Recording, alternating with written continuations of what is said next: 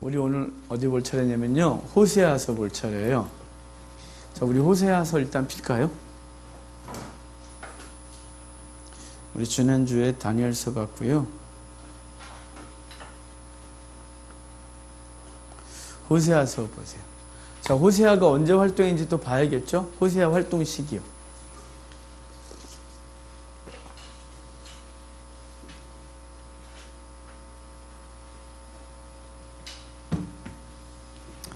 호세아 활동 시기를 좀 봅시다. 자, 호세아 활동 시기 보실래요? 북이스라엘 왕, 선지자죠? 언제예요? 호세아 활동 시기. 북이스라엘 왕 맨 마지막은 호세아. 옆에 보시면 호세아 있어요. 근데 호세아의 선지자 활동 시기는 그보다 앞서죠. 누구 때부터죠? 여로보암 2세 때부터예요. 여로보암 2세 때부터 나라가 망할 때까지 북이스라엘 선지자가 호세아예요. 그 호세아와 또 함께 활동했던 선지자가 바로 옆에 있어요. 아모스, 그죠? 아모스는 나중에 또 보겠지만 남유다 사람이었어요. 그가 이제 북이스라엘 가서 선지 활동을 하고요. 이 호세아는 원래 북이스라엘 사람이고 또 그 시대에 활동을 하는데요. 여로보암 2세 때가 어떨 때인지 먼저 알아야 호세아가 왜 이런 말을 하는지 알 수 있어요. 여로보암 2세 때 이때하고 나중에 우리 아모스 때하고 똑같으니까 이 시대적 배경이 같아요. 여로보암 2세는 누구 집안의 왕이냐면 예후 집안의 왕, 예후 왕가의 왕이에요. 북이스라엘 예후 왕가가 한 100여 년 이끌어오는데 그 북이스라엘 예후 왕조가 100여 년 이끌어올 동안에 남북 이스라엘에 외적의 침입이 없었어요. 외세의 침입이. 그러니까 북이스라엘만 그랬을까요? 당연히 남유다도 외세 침입이 없었죠. 남유다 북이스라엘 외세 침입이 없었지만 이제 국지전은 벌였어요. 지들끼리 투닥거리기가 했지만 그건 뭐 나라가 앞으로 나가는데 지장이 그렇게 없었어요. 이 100여 년간 외세의 침입이 없는 남북 이스라엘은 굉장히 부강해져요. 그렇지 않겠어요? 이스라엘 땅은 진짜 젖과 꿀이 흐르거든요. 정말 풍요로워요. 그 풍요로운 나라가 정치적으로 안정되어져요. 그러니까 당연히 먹고 사는 문제가 또 경제적인 게 엄청나게 좋아졌겠죠. 왜 외세 침입이 없냐면요. 그 100여 년간 절대 강자가 없던 시대예요. 이집트는 이미 옛날에 무너졌고 아람하고 북이스라엘하고 힘의 균형을 유지하고 있었고요. 그 다음에 우리가 잘 아는 아수르나 바벨론은 아직 세계를 향하여 힘을 뻗칠 만한 때가 못 됐어요. 그러니까 거기도 힘이 없고 아람이 북이스라엘과 얼굴을 마주대고 있지만 북이스라엘과 아람은 힘의 균형을 유지하고 있고 남유다는 또 더불어 같이 힘의 균형을 유지하고 있으니까요. 이 외세가 이 땅을 침입하지 못해요. 그러다 보니까 경제적으로 엄청나게 부유해졌겠죠. 그래서 경제적으로 많이 부유해졌어요. 경제적, 군사적으로 부유해지면서 이런 것들이 막 부유해지면 반드시 반대로 가는 게 있어요. 두 가지가 있어요. 하나는 도덕성, 하나는 종교성이에요. 신앙이 반대로 가고요. 그 다음에 도덕성 땅이 떨어지게 되어 있어요. 왜냐하면 빈부격차가 점점 커지게 되거든요. 경제적 부여는 항상 한쪽으로 몰리게 되어 있어요.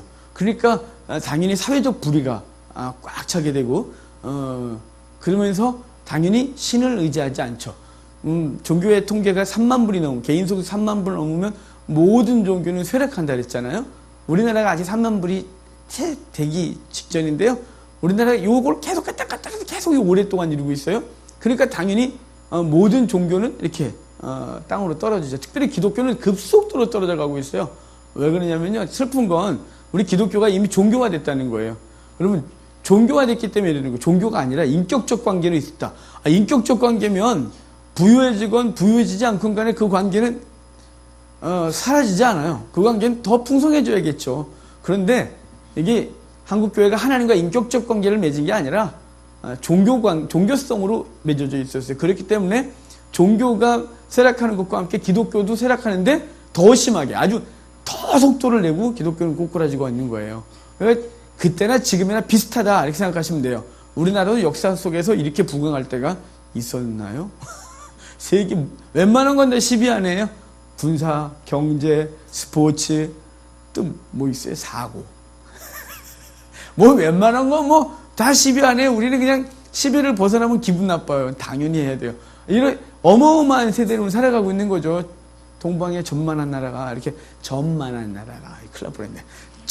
점 꼭찍어만한 나라가 아유 이런 나라가 아닌데 이거 아닌데 큰일 났다 이거 방송에 나가면 욕 아이 저 발음이 안 좋아요. 쪽 지대 점 딱 찍힐 고만한 나라가 정말 세계를 호령하고 있어요. 여러분 그러니까 당연히 경제 군사가 힘을 발휘할 때 당연히 뭐가 꼬꾸라진다고요? 도덕성 그리고 종교 특별히 신앙이 무너져가요. 지금 이 시대나 호세아가 활동할 때나 같다 이렇게 생각하면 느낌으로 이해 오시죠. 느낌으로. 자 그럴 때 그 엄청난 부유함과 그리고 군사력이 강해지고 남주도 당연히 우시아 때니까 우시아 때 굉장히 강력해져요. 그래서 우시아 때는요 후대의 평가가 솔로몬의 영광을 회복한 때다 이렇게 평가할 정도예요. 비록 땅덩어리는 코딱지만 하지만 비록 그 영역을 벗어나지 못하지만 그 영향력이라든가 부유함이 솔로몬의 영광을 회복할 때 할 정도로 굉장히 강력했다고 할 정도로 평가받는 때가 남북 이스라엘 때니까 이때 당연히 죄가 가득해지겠죠. 이때 하나님은 호세아를 통하여 하나님의 말씀을 전하시는 거예요. 1장부터 3장까지가 가정사를 가지고 말하고요. 4장부터 14장까지가 이제 이스라엘을 직접적으로 말씀하세요. 그러니까 1장부터 3장까지는 호세아의 가정사를 통해 말하고 4장부터 14장까지는 호세아의 가정사를 근거로 해서 하나님이 이스라엘을 얘기해요. 그러니까 이 말씀은 호세아하고 누구하고 결혼해요? 고멜하고 나중에 결혼하죠? 여기 호세아는 하나님을, 고멜은 이스라엘을 상징할 거예요. 계속 이렇게 비유하면서 갈 건데요. 자, 여러분 본문을 좀 보면서 호세아가 누구의 아들인지를 보셔야 돼요. 이름 갖고 다 말하고 있어요. 이름 갖고 지금 호세아서를 이 1장 말씀이 호세아서 전체 말씀을 이끌어갈 거예요. 특별히 1장, 2장이 전체를 그릴 텐데 자, 호세아의 아버지 누구라고 되어 있어요? 거기 없어요? 성경에? 부엘이. 예. 틀리지 않아요. 자, 부엘의 아들 호세아. 자, 부엘의 뜻이 뭐냐면 부엘세바 뭐 그러죠. 부엘은 샘이 난다 이런 뜻. 이렇게 샘이 솟는 걸 부엘 또는 아임 그러는데 엔게디 그래서 엔도 샘을 말하고요. 부엘도 샘을 말해요. 우물처럼. 그런데 부엘이 그러면 샘이 나는 이런 뜻이에요. 샘이 나는 의 아들 호세아. 호세아는 여호수아, 예수와 자 똑같거든요. 여호와는 구원자시다 이런 뜻이에요. 그러니까 이 이름을 전체를 연결하면 샘이 나는 의 아들 여호와는 구원자시다가 이제 누구랑 결혼할 거냐면 고멜과 결혼할 건데 자 셈이 나는 의 아들이라고 했는데요. 이미 어디서부터 계속해서 그걸 사인으로 주고 있냐면 예레미야에서부터 하나님은 셈의 근원으로 말하고 있어요. 그래서 예레미야에서 너희가 두 가장을 행했는데 오늘 이 발음이 2분 동안 할 것 같아요. 오늘 입을 다물고 있어서 그랬어요. 하루 종일.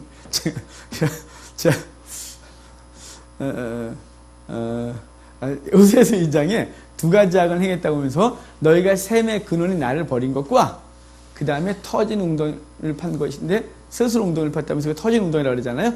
셈의 근원이래요. 에스겔서에서 그 성전에 물이 흘러 이렇게 했대요. 그리고 이제 여기 호세아서 또 셈 얘기 나오는 거예요. 앞으로 쭉 가다가 신약에 가서 예수님이 요한복음 7장에서 나는 당신이 생수의 강이라고 누군지 목마른 내게로 와서 마시라 그리하면 그 속에서 생수의 강을 넘치겠다 이렇게 말해서 주님은 바로 이제 계속해서 당신이 셈의 근원인 걸 말해주는데요. 자 여기도 지금 부엘이 나는 셈의 근원이다는 거예요. 셈이 나는 의 아들 호세아가 이제 누구랑 결혼할 거냐면 하나님이 이렇게 말해요. 너는 가서 음란한 아내를 취해서 음란한 자식들을 낳으래요. 참 하나님이 호세아에게 너무 심한 걸 시켜요. 호세아는 어떤 분위기냐면요. 뿔테 안경 딱 쓰시고 항상 양복을 딱 입고 다니고 이렇게 어떤 느낌이냐면 이렇게 구두도 번쩍거리지 않고 이렇게 항상 잘 관심이 없어요. 그분이 무릎 나온 양복에다가 돈이 없어서가 아니에요. 그분 관심이 없어서 구두도 이렇게 부였는데 이렇게 책 이렇게 꽁꽁 끼고 이렇게 할렐루야 이런 신 이렇게 경건한 분인데 이분에게 말하기를 너는 가장 음란한 여자를 취해서 음란한 자식들을 낳으래요. 그 음란한 여자가 누구냐? 고멜이에요. 자 이제 고멜의 가족사를 볼까요? 고멜의 아버지 나와요 거기. 예, 안 틀린다 했어요. 디블라임. 디블라임의 딸 고멜이에요. 디블라임은 무화과 덩어리, 그래요. 임이 붙으면 히브리어의 복수가 되거든요. 그러니까 무화과 또는 무화과 덩어리의 딸, 고멜. 근데 고멜의 뜻은 뭐냐면 끝이 다 됐다. 이래요. 끝이 다 됐다는데 이 두 개를 합치면 이래 돼요. 무화과들이 끝이 다 됐다. 자, 무화과들이 끝이 다 됐다. 이 말은, 자, 여기는 누구를 상징한다고요? 여호와 하나님을 상징한다고요. 여기는 이스라엘 상징한다 그랬는데요. 왜 무화과들의 끝이 다 했다 그러냐면 이스라엘을 상징하는 과일나무가 두 개라 그랬어요. 선지자에서 계속해서 포도나무, 무화과나무. 자, 무화과는 여름 실과예요. 여름 과일은 특별히 이제 무화과가 오래 저장성이 없어요. 그죠? 저장성이 없거든요. 제가 무화과를 이렇게 한번 목사님들 모시고 목포에서 샀다가 목사님들 모시고 가면서 숙소에서 먹여주니까 2박 3일 일정으로 가면서 제가 그때 석이었으니까 막 다 사가지고 갔거든요. 목포 그 터미널에서 할머니가 무화과 싸게 해줄 거니 막 사라 그랬어요. 그러니까 이따만큼 샀어요. 이틀 먹이리라. 그러고 갔는데 첫날 이제 방방마다 다 목사님 방에 넣어드려요. 근데 이틀째 닥쳐서 딱 열었는데 다 이렇게 흐물흐물해졌어요. 방 들으니까 목사님들이 안 먹어. 그래서 저희 집사람하고 저거 많이 먹었어요. 그러면 이 아까운 걸 그래서 무화과가 금방 뭉개지는 걸 알았어요. 저는 무화과가 북쪽 사람이니까 북한 사람 같은데요. 383 휴전서 밑에 사람이에요. 제가 그러니까 저 무화과가 우리나라에 나는지도 몰랐어요. 근데 무화과가 그때 제가 직접 다뤄본 건 처음이었어 갖고 진짜 빨리 이렇게 물러지더라고요. 자, 지금 이스라엘의 경제 상황, 군사 사회적 분위기가 무화과 같은 거예요. 아주 풍성할 때인 거예요. 향기가 아주 좋고 당장 먹기 너무 맛있고 막 이럴 때. 근데 얘네들이 이게 영원할 줄 안 거예요. 근데 하나님이 이렇게 말하는 거예요. 그 무화과의 끝이 다 됐다. 이제 곧 아까 제가 경험한 것처럼 곧 이렇게 물러져서 못 먹게 되고 버리게 될 거를 말해주는 거예요. 이제 그래서 이건 이스라엘의 현재 상태를 말하는 거예요. 그래서 하나님이 너는 음란한 아내를 취해서 음란한 자식들을 낳으래. 그래서 음란한 자식들을 낳아요. 첫째 아들이 나와요. 이스르엘은요 이미 지명에서 말하고 있었어요. 이스라엘 평야. 제가 예전에 그 서론할 때 그랬는데 이스라엘 평야 벌써 여러 번 나왔거든요. 똑같아요. 이름이 이스라엘. 하나님이 심으셨다. 하나님이 가꾸신다 하는 뜻이에요. 하나님이 이스라엘을 가꾸셨어요. 하나님이 아브라함을 선택해서 이제 그 후손들을 가나안에 심으시고 그들을 잘 양육하시고 보호하시고 풍성하게 하시고 그래서 가장 부강한 성읍으로 만드셨단 말이에요. 나라를. 바로 이렇게 이스라엘 이렇게 말하는 거죠. 하나님이 심으시고 가꾸시고. 사실은 근데 여기는 호세아와 상관없는 자녀예요. 그러니까 호세아 개인적으로 이렇게 말해야 되겠죠. 고멜이 어디서 누가 잠자러 오더니 배가 이렇게 불러와서 아들 하나 데리고 들어왔어요. 여보, 우리 아들이에요. 근데 호세아는 잠자러 한 적이 없어요.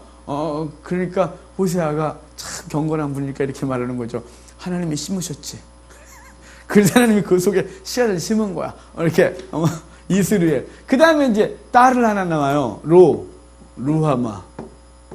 얘도 또 자기 새끼가 아니에요. 얘도 또 갑자기 어디서 또 딸 하나 데리고 들어왔어요, 또. 그러니까 루하마인데, 로가 붙으면 히브리어 부정 접두사야. 아니다, 이런 뜻이죠. 그래서 여기 루하마는 뭐냐면, 긍휼을 베풀다, 이런 뜻인데, 긍휼을 베풀 수 없다. 이렇게 말하는 거예요. 긍휼을 베풀 수 없다. 그렇지 않겠어요? 호세아가 아무리 인격이 훌륭해도 그래. 그 아내가 자꾸만 남의 애들 데리고 들어오면 얼굴에 애들도 다 달라요, 생긴 게. 그리고 얘 루하마.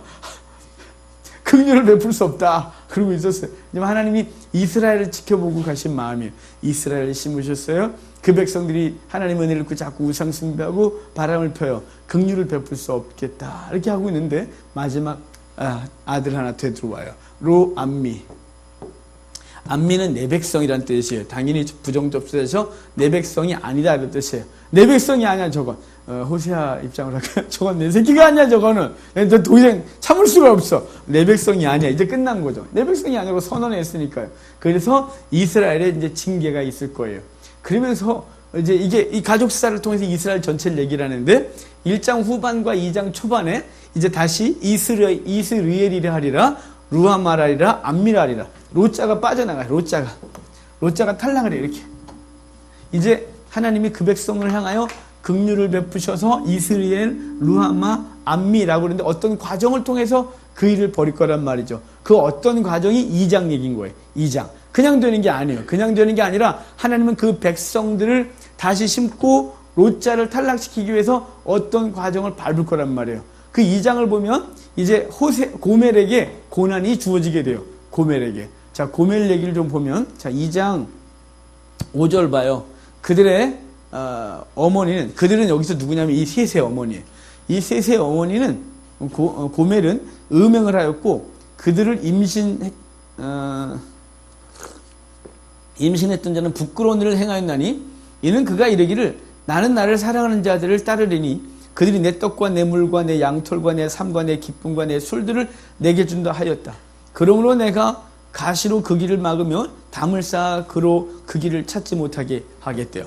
자, 지금 고멜은 지금 이 남자, 저 남자 만나서 사랑을 하면서 자식들을 낳아갖고 들어왔어요. 근데 고멜이 이렇게 말하는 거죠. 내가 왜 그 일을 사랑하냐면 그이가 내게 선물 준 거야. 짝퉁 루이비통 하나 사줬더니 이거 그이가 준 거다? 이러고 돌아다니고 있고, 뭐 도금 금반지 사줬더니 진짜인 줄 알고 그이가 준 거야. 이게 몇 킬로짜리인 줄 아니? 말이 극수백이었는데. 이렇게 그 남자들이 그러는 거예요. 왜냐면 고멜에게서 뜯어먹어야 되겠는데, 뜯어먹어야 되면 뭘 줘야 안 되겠어요. 미끼를 던져야 걔 계속해서 자기한테 올 거니까. 그래서 지금 그 남자들이 준 거라고 이렇게 막 그러는 거예요. 이 고멜이. 그래서 호세아 입장에서 유일하게 알 수 있는 게 뭐냐면, 호세아가 패겠어요? 그분이 얼마나 경건한데? 아니지? 아니에요. 그분이 알 수 있는 유일한 건 뭐냐면 생활비를 끊어내는 거죠. 고멜에게 생활비를 주면 고멜은 가갖고 남자들한테 돈 쓰면서 그 육체적 쾌락을 얻고 남자들은 또 그걸 뜯어먹고 육체도 뺏어야 되니까 가끔 짝퉁 하나씩 사주면 그게 좋다고 또 이게 그이가 준 거야 이러고 있으니까 호세아 입장에선 그 시작점인 재물을 뺏는 거죠. 그래서 고멜에게 생활비를 주지 않는 거예요. 그래서 그에게 가시로 길을 막고 그렇게 하겠다는 거죠. 자, 8절 봐요. 곡식과 새 포도주와 기름은 내가 그에게 준 거래요. 그들이 바알을 위하여 쓴 은과 금도 내가 그에게 더하여 준 것이거늘 그가 알지 못한대요. 그래서 이제 그에게 아까 그런 과정을 거쳐서 고멜과 호세아와 관계를 회복할 건데, 자 14절로 넘어갑시다.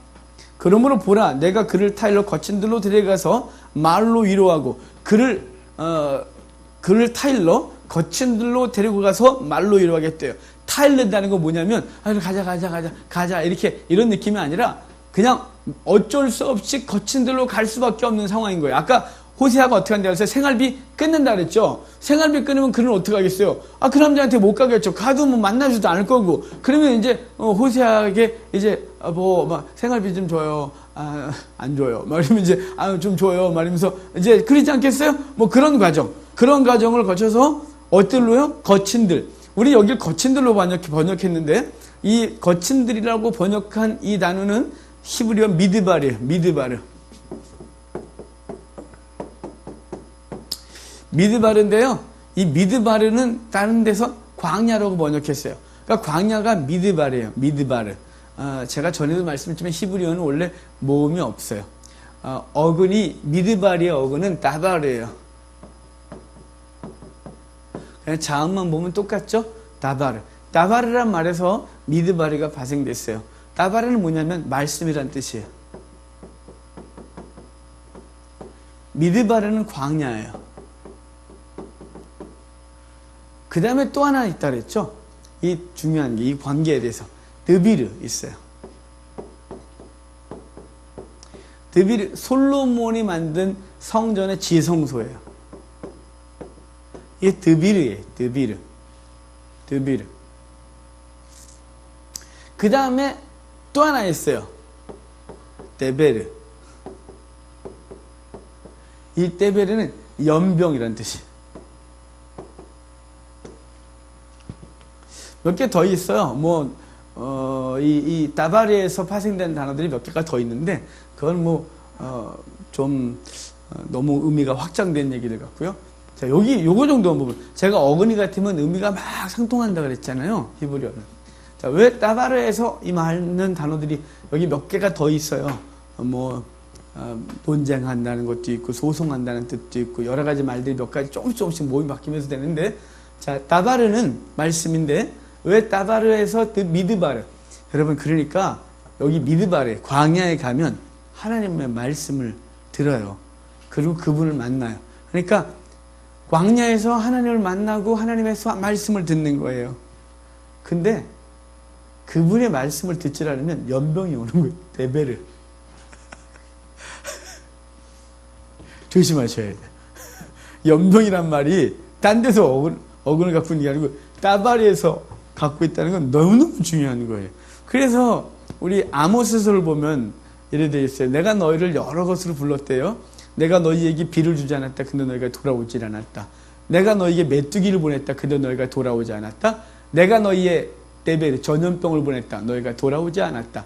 내가 너희의 집을 무너뜨렸다. 근데 너희가 돌아오지 않았다. 그래서 확 쓸어버리겠다고 말하는 거예요. 여기 레벨을 하나님의 말씀이죠. 말씀이 여러 가지로 들리는 거예요. 그 중에 하나가 하나님의 말씀이 환난과 재앙으로 우리 속에서 우리가 보기에 재앙인데 주님은 그걸 통해 우리에게 말씀하고 있는 거예요. 이게 말씀의 통로인 거예요. 연병도.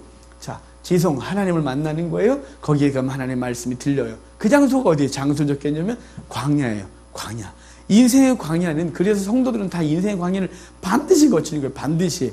예? 그가 모태신앙이면 그가 개인적으로 반드시 겪게 돼 있어요. 부모를 통해서 경험한 하나님이요? 아니라니까 경험을 자기가 하는 거예요. 그래서 지금 호세아가 고멜을 얼리 데려가는 거예요. 그냥 이 평안한 상태는 절대 자기하고 인격적 관계가 안 맺어지고 자기의 본성을 따라서 죄 짓는 남자들과 계속 인격적 관계를 맺을 뿐 자기에게 생활비만 뜯어가고 있는 거예요. 그래서 호세아가 할 수 있는 유일한 방법은 생활비를 빼면 이렇게 안 주는 거죠. 그럼 그 여인은 인생의 광야를 경험하는 거죠. 광야를 경험하면서 이제 그 남편을 인격적으로 만나게 되고 그 남편의 소리를 듣게 되는 일이 벌어지는 거예요. 그래서 내가 너를 타일러서 광야로 데려가고 광야에서 이제 내가 그를 말로 위로하고 따바르로 그에게 말하고 그러면 거기가 어떻게 원래는 지금 그가 생활비가 다 끊어지고 어려워지니까 그 여인은 자기가 좋아하던 남자들도 못 만나고 그 쾌락도 못 느끼니까 그 여인이 보기엔 그 장소가 뭐 같냐면 아골골짝 같는 거예요. 심판의 골짜기 같단 말이에요. 그 다음 절에 나오는 거죠. 아골골짝. 지금 성경에서 세 번째 나오는 거예요. 아골골짝은 아간이 범죄하면서 하고 그 다음에 이사야서에 아골골짝으로 소떼가 눕는 곳이 되겠다고 회복에 대한 예언을 했고 그리고 세 번째로 아골골짝이 등장하는데 아골골짝이는 인생의 환난의 자리, 궁핍의 자리, 이 어려운 자리로 몰려가는 거예요. 바로 그 장소가 어떻게 돼요? 그 장소가 있어서 소망의 문이 되겠다고 하는 거예요. 이 소망은 인간적인 소망이요? 아니죠. 영적인 소망인 거죠. 하나님과 관계 속에서 이제 그분과 인격적 교제를 이제 가고 있는 거예요. 우리가 예수 믿고 부자 되고, 그러니까 예수 믿고 지금 어려우면 나중에 나한테 대박이 터지게 하는 소망의 문이 되게 한다는, 아니, 그런 거 아니에요. 그런 거 아니에요. 거기에 더하여 주시기도 하고, 그러지 않을 수도 있는 거예요. 중요한 건 그 환난과 어려움을 통해 누굴 만나는 거예요? 하나님과 인격적 관계를 맺고, 그리고 그 자리가 그 환난 때문에 천국을 보는 소망의 문이 되는 이 놀라운 은혜가 있게 되겠다고 하는 게 바로 지금 여기서 말해주고 있는 거예요. 그러고 나서 관계가 바뀌어요. 관계가. 자, 16절 봐요. 아주 중요한 거예요. 여호와께서 이르시되 그 날에 내가 나를 내 남편이라 일컫고 다시는 내 바알이라 일컫지 아니하리라. 이걸 좀 풀어할까요? 그날에 네가 날 남편이라고 할 것이고 날 주인님이라고 말하지 않을 거다. 이렇게 말하는 거예요. 자, 지금 고멜의 입장에서 가볼까요? 자, 고멜은요, 잘 나가는 창녀였거든요. 그 고멜이 딱 가는 집마다 장사가 잘 되는 거예요. 뭐 대박이 터지는 거죠. 포주 입장에서는 고멜을 비싸게 사갖고 와서 장사를 하면 괜찮은 거예요. 뭐 충분히 이익을 빼고는 남는 거죠. 그러니까 고멜은 언제든지 팔려다녔어요. 인기 짱인 요새 템포로라 하나 그거? 안 가봤어요. 어떻게 알아? 그러지 마세요. 저도 다 언론 봐요. 템프로 있잖아요. 박 시장님 모르는 것처럼 저를 쳐다보시는데요. 아, 잘 나가는 여자를 템프로라 간대요. 저기 강남에서. 아유, 이상하다. 자, 그러니까 이 고멜이 바로 최고 잘 나가는 여자였단 말이에요. 그러니까 이 업주들 사이에 고멜 데리고 오면 장사가 잘 된대요. 그러니까 고멜은 비싸게 계속 팔려다녔어요. 근데 어느 날 포주같이 생기지 않은 사람이 오더니 자기한테 주인한테 돈을 다 갚아주고 가시죠. 그러더니 자기를 데려갔어요. 그래서 요번에 가는 집은 어떤 집이지 갔던데 이게 뭐 그런 집이 아니라 자기 부인 삼아주는 거죠. 근데 여러분 고멜이 호세아를 좋아하겠어요? 날라리가 좋아요. 날라리가 무릎 푹 튀어나온 바지에다가 먼저 뿌연 구두를 신고 다니면서 뿔테 안경을 쓰고 이러고 다니는 그분은 안 멋있죠. 재수없어. 이렇게 되겠죠. 자, 그러면 호세아 입장에서는요, 하나님 시켰으니까 그 여자 사왔지. 옆에서 오면 누르지 시뻘겋게 칠하고 손톱 막 이러고 그리고 무서워 이렇게 되는 거죠. 이 별로 서로 정이 없었어요. 그런데 이 과정을 통해서 인격적 관계가 맺어지는 거예요. 그래서 고멜 입장에서 그동안 생활비를 탈라고 돈 좀 줘요. 이렇게 말했을 뿐이에요. 주인님 생활비가 떨어졌어요. 이렇게 했다가 이제는 과정을 통해서 어떻게 됐어요? 주인님이 아니라 남편이라 일컫겠다. 이렇게 말하는 거죠. 이 놀라운 은혜인 거예요, 여러분. 이게 하나님께서 주시는 놀라운 은혜. 남편이라 일컫게 되리라. 라고 하는 거죠. 그러니까 이건 고백에서 나오게 돼 있어요. 여러분, 하나님이라고 부르는 게 하나님을 아버지라고 부르고 하나님을 주님이라고 부르고 이제 이렇게 그 다음에 우리가 그분과 혼인한 관계 속에서 친밀한 사랑의 교제를 이렇게 누리게 되는 건 이게 성경에서 이치적으로만 안다고 되는 게 아니에요. 이게 아니고 그분과 인격적 관계를 깊게 만나면 이제 되게 되어 있는 거죠. 자, 19절부터 봐요. 내가 내게 장가들어. 이게 내가 누구냐면 여기 호세아예요. 그리고 이제 여호와예요. 그 세 명이나 다른 남자들의 자식을 데리고 온 그 여자에게 장가들어 영원히 살되 공의와 정의와 은총과 긍휼함으로 내게 장가들며 진실함으로 내게 장가들리니 내가 여호와를 알리라. 그리고 그동안 호세아에게 임신시켰던 그 남자들은 진실, 정의, 공의, 은총, 긍휼 아무것도 없었어요. 그냥 오직 고멜을 뜯어먹고 고멜을 자기가 취하고 이런 거에 관심밖에 없었어요. 그런데 호세아는 아니라 이 말이죠. 이제 이전에 너가 누리던 그 사랑하던 그것과는 전혀 다른, 너가 세상을 사랑하고 세상 것 사랑하는 건 전혀 다른 그 놀라운 그리스도와 이제 하나님과 결혼하게 되는 얘기를 이렇게 해주는 거예요. 자, 23절. 내가 나를 위하여. 자, 이사야서부터 반복되는 단어라 그랬죠. 내가 나를 위하여 회복시키겠다는 거죠. 하나님의 이름 때문이에요. 23절 맨 마지막에 가보면 주는 내 하나님이시라 하리라 이렇게 고백할 거라는 얘기죠. 3장에 오면 이제 호세아가 고멜을 사온 얘기를 하고 그래서 2절에 보면 내가 은 15개와 보리 한 오멜 반으로 나를 위하여 그를 샀다 이렇게 말하죠. 그러면서 이제 내가 다른 남자를 따르지 마라 라고 말했다는 거예요. 3장까지가 호세아의 가정사예요. 호세아와 고멜의 관계를 통하여 하나님과 이스라엘의 관계를 이제 이야기를 딱 이해했어요.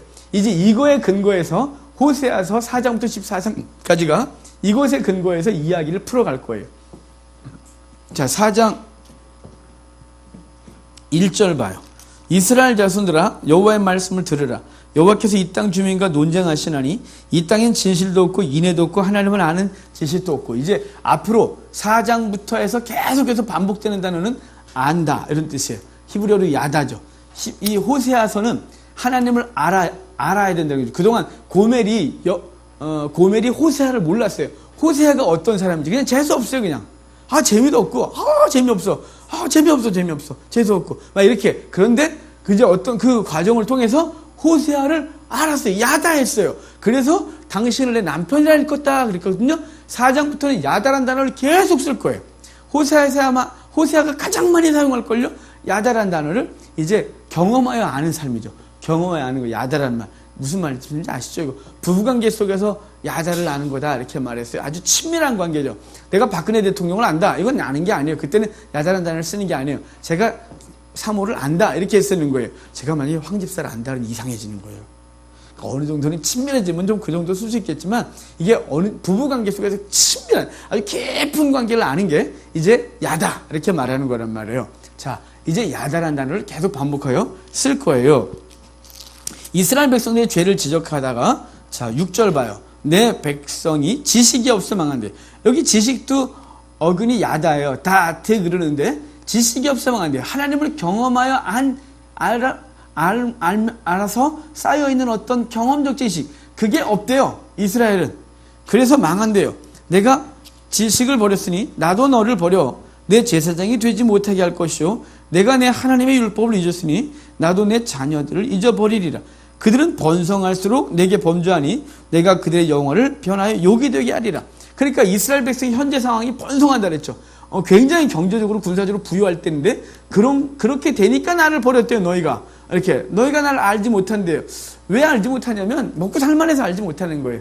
먹고 살만하니까 하나님 앞에 무릎을 꿇을 수도 없고 그분에게 나아갈 이유가 없는 거죠. 항상 그분은 뭐 때문에 필요하냐면 나에게 경제적 필요를 채우는 데만 필요했던 그분의 종교성, 그거 외에는 그분을 알 이유가 없었다 이 말이에요.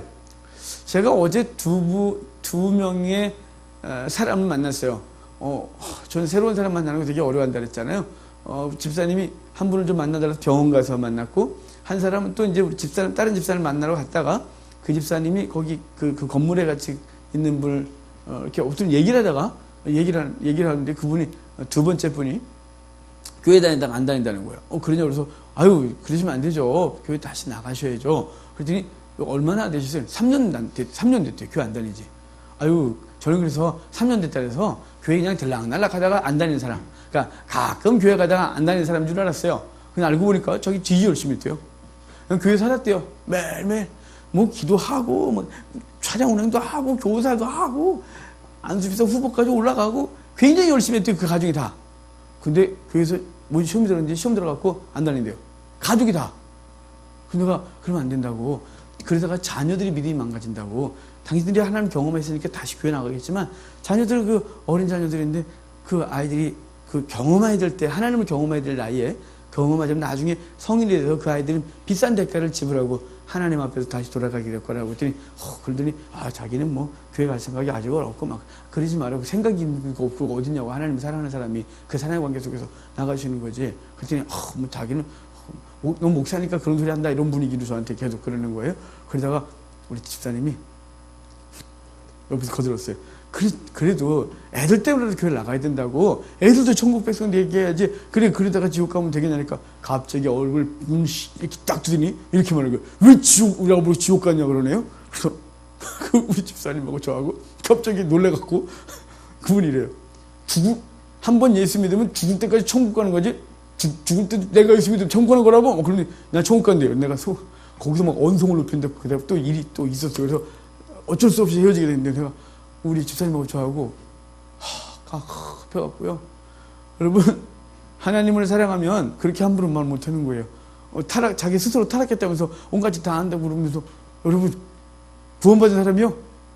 이 안에 성령이 계시는데 그럴 수 없어요. 그분이 거하시면 그분은 종교생활한 거예요. 그 종교생활 열심히 종교생활한 거예요. 그러다 떠나니까 그분이 더 이상 그립지 않고 교회를 그렇게는 필요 없다 막 이런 식으로 얘기를 하고 있고 자녀들도 안 나간다고. 제가 자녀도 어린 줄 알았는데 20대 중반 다 넘었더라고요. 깜짝 놀랐어요. 그 정도 됐으면 아이들도 그렇게 열심을 냈으면 스스로라도 교회 나갈 수 있는 거잖아요. 온 가족이 딱 그랬다는 걸 보고 이 집안은 구원받은 집안이 아니다. 4명 중에 한 사람은 그래도 안 되죠. 이러면 안 돼요. 우리 교회 나가야 돼요. 우리 하나님 섬겨야지. 주님 사랑하는 사람 이러면 안 돼요. 이렇게 말해야 되는데 이상해지죠. 여러분 교회를 다녀서 여러 개지만 이게 없어요. 주님을 경험하여 없는 거예요. 경험한 게 그분이 어떤 분인지를 깊이 경험하지 않은 거예요. 그냥 비춤을 얻고 성령의 은사를 한번 맛보고 그리고 떠나버린 거예요. 아니요. 그러면 안 되는 거예요. 경제적으로 어려우면 주님 안 찾아갈까요? 약간 살만하니까 번성할수록 더 주님 교회 안 다녀도 괜찮아. 이런 분위기인 거 있죠. 그 교회는 굉장히 율법적이었나 봐요. 그래서 굉장히 그러다가 한 3년 안 다녀봤는데 별일 없거든요. 별일 없어요. 그러니까 근데 그랬어요. 저 어릴 때요. 부흥회 때 부흥사 목사님 다리 몽둥이 분질러진댔어요. 그러다가 하나님 다리 몽둥이 분지르고 올 수 있어요. 그랬어요.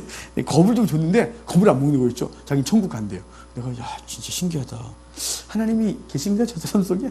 그래서 어제 하루 저 집에 오면서 참 생각했어요. 참 우리 한국교회가 이 싸구리 기독교가 됐구나. 그분과 인격적 교제를 맺지 않고 우리가 장로교 신앙을 잘못 받아들이면 이상해지는 거예요. 하여간 그랬어요. 자 11절 봐요. 음행과 묵은 포도주와 새 포도주가 마음을 뺏었대요. 뭐가 뺏었다고요? 풍요로움이 너희의 마음을 뺏었대요. 여러분 풍요롭지 않으면 주님을 떠나라고 하지도 못 떠나요. 여러분 우리 70년대 80년대가 얼마나 산마다 계곡마다 기독교인들이 부르짖는 줄 알아서 배고팠거든요.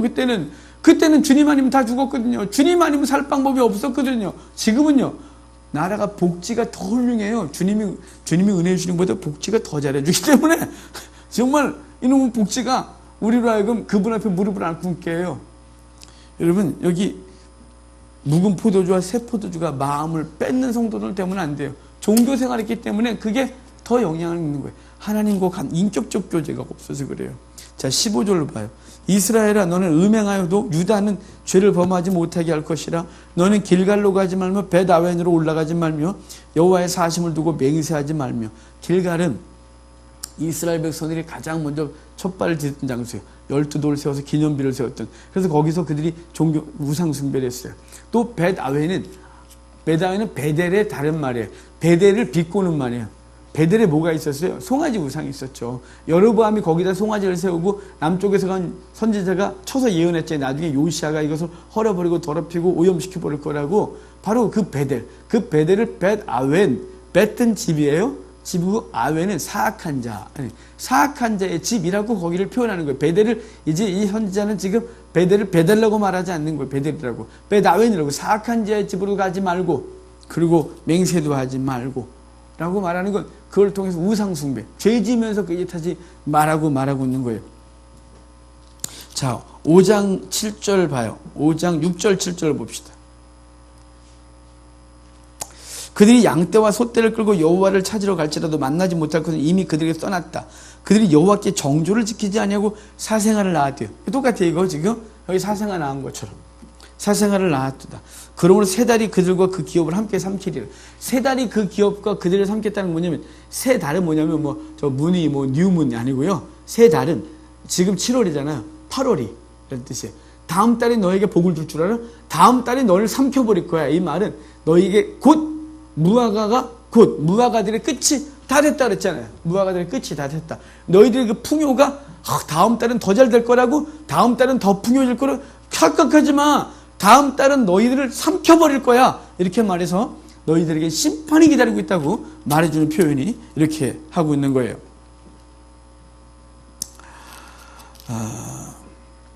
자, 6장 갑시다. 6장에 오라 우리가 여호와께로 돌아가자. 여호와께서 우리를 찢으셨으나 도로 낫게 하실 것이요 우리를 찢으셨으나 싸매어 주시겠다.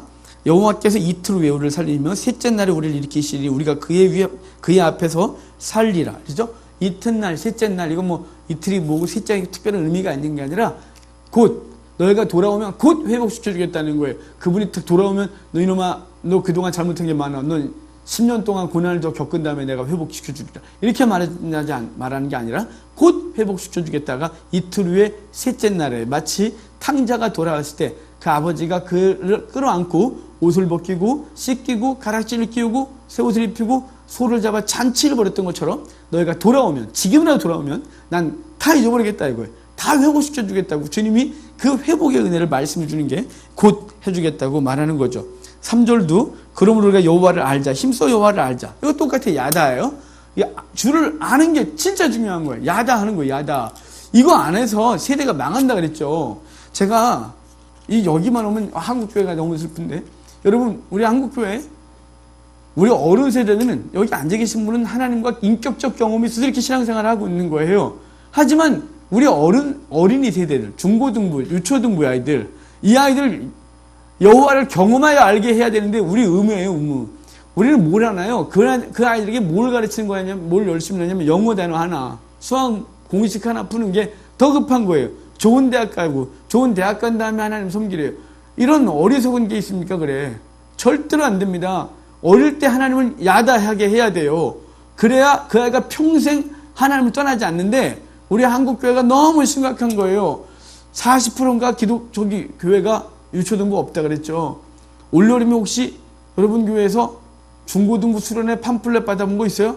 우리 교회에서는 한 번도 못 받았어요. 없어요, 올해는. 중고등부 캠프를 아무도 안 하는 거예요. 작년까지도 했는데. 왜 안 하냐면요, 안 모여서요. 수련회 안 보내요. 왜 안 보낼까요? 공부하라고. 학원 가야지. 너 이것 빼고 저것 빼고 그러면 방학 금방이야. 한 달도 안 되는 여름방학을, 응? 학원 얼마 주고 보냈는데 너가 교회 가서 수련회 간다 그래? 수련회 놀러 가는 게 아니에요. 근데 한국교회가 이걸 놀러 간다고 생각해요? 차라리요, 안 믿는 집 애들이 교회 나오는 수련회 더 많이 가요. 이 이상한 현상이죠. 야자 안 한 거예요. 너는 어릴 때부터 교회 다녔으니까 잘 될 거야. 착각하지 마세요. 그 아이가 직접 경험하지 않으면 부모가 아무리 많은 것을 경험해도 그 아이는 절대로 하나님을 만난 게 아니에요. 그래서 예전 통계가 80%가 하나님 앞에 헌신한 사람의 80%가 학생 때 헌신했고 그 80% 헌신한 사람들한테 언제 헌신했어요? 했더니 수련했다라고 말했어요. 80%가. 그러니까 여름 겨울 수련회 그때 하나님을 야자했어요. 눈물 찔끔 흘려보고 남들 기도할 때 옆에서 통성 기도하니까 눈치 보다가 자기도 한번 해보고 목소 갖고 목소리 서니까 지도 한번 목 한번 쉬어보고 방언하다가 막 그러니까 흉내도 한번 내보고 저기 옛날 어릴 땐 그래서 저희 하늘산 기도 가면 나무 하나 뿌리고 내려오라고 그럼 우리 나무 하나 다 잡아야 돼갖고 막 이 기도인지 나무를 흔드는 건지 알 수가 없어요. 일단 뿌리를 뽑아야 되니까 어릴 때 그러고 다녔어요.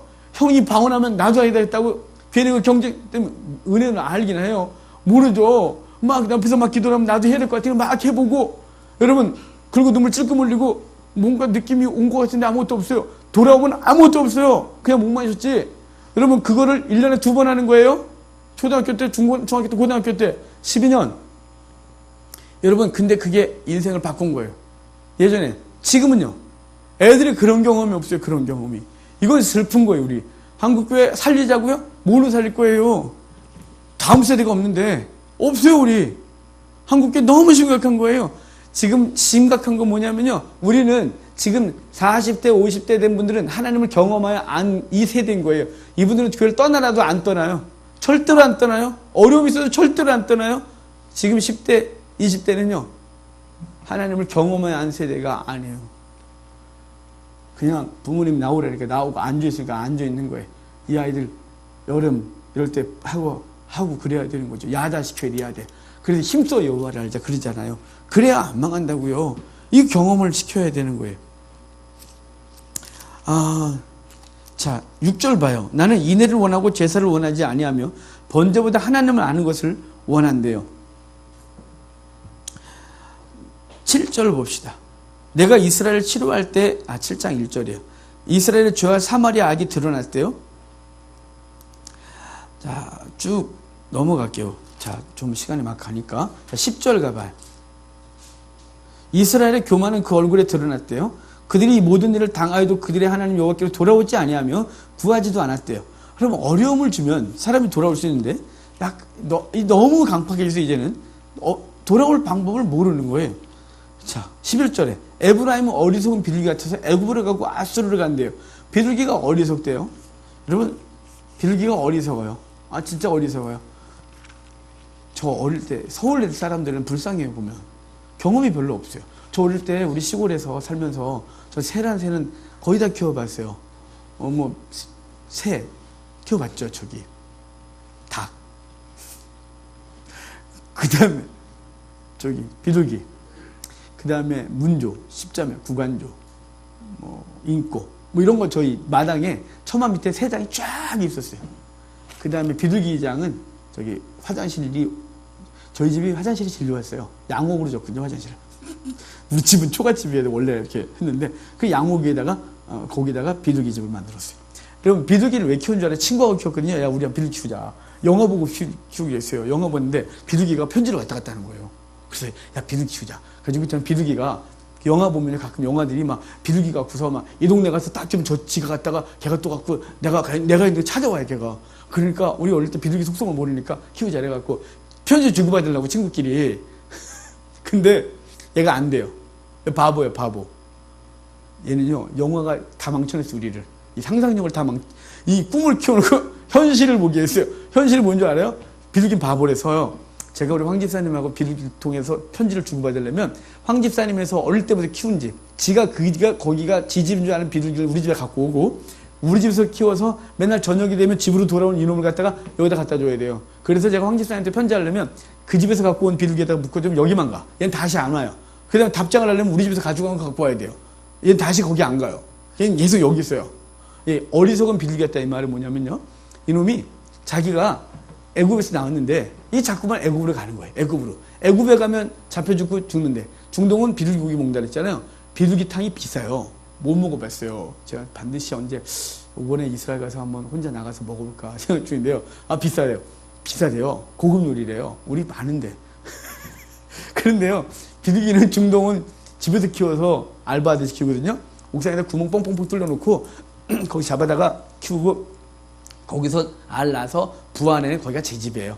그럼 거기다 아침에 뿌려주고 저녁에 뿌려주면 지가 나가서 쭉 먹다가 들어와요. 거기서 집 먹고 거기서 알 낳고 부화시켜요. 그러면 주인이 이제 크면 시장에 내다 팔 때가 되면 막 잡아요. 지 눈앞에서 막 잡아요. 그럼 내 새끼 막 잡아가잖아요. 그럼 막 열받아야 되잖아요. 그럼 저놈 자식 내 새끼 잡아먹어? 다시는 여기 안 들어와. 이게 똑똑한 새잖아요. 얘는 나갔다 다시 들어와서 또 알 낳고 안 되는데 또 잡아요. 이렇게 어리석은 비둘기. 여러분 우리가 세상에 나가면 그런다니까요.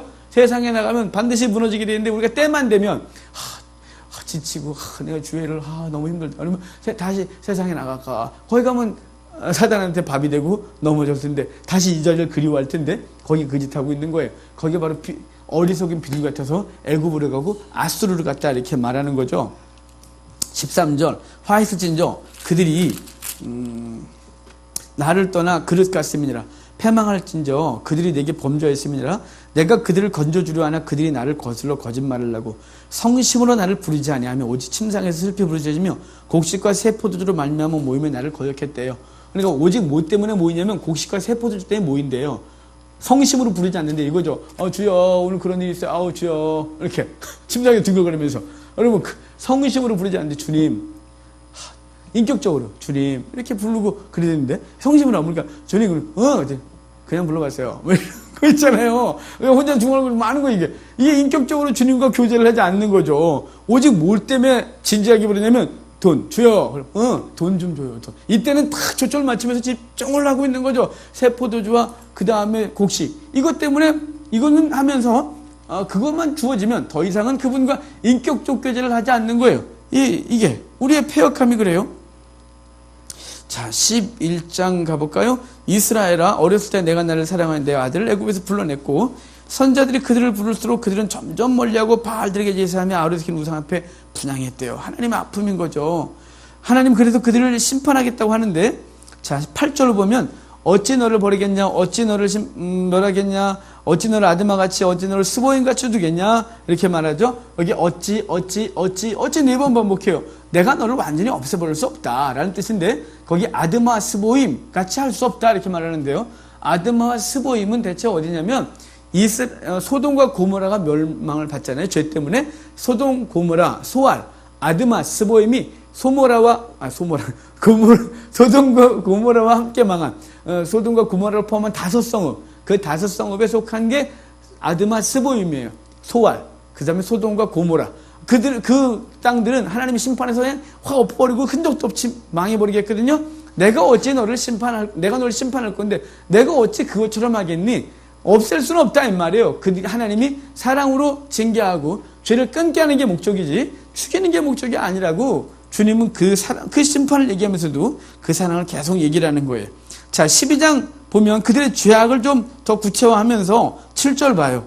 그는 상인이라 손에 거짓 저울을 가지고 속이기를 좋아한대요. 에브라임 말하길 나는 실로 부자라 내가 재물을 얻었는데 내가 수고한 모든 것 중에서 죄라 할 만한 불의를 내게서 찾아낼 자 없으리라 하였대요. 자, 이게 무슨 얘기냐면 나는 이 사람이 거짓 저울을 갖고서 장사를 해. 거짓 저울을 갖고 있다는 건 이거죠. 사기를 치는 거예요.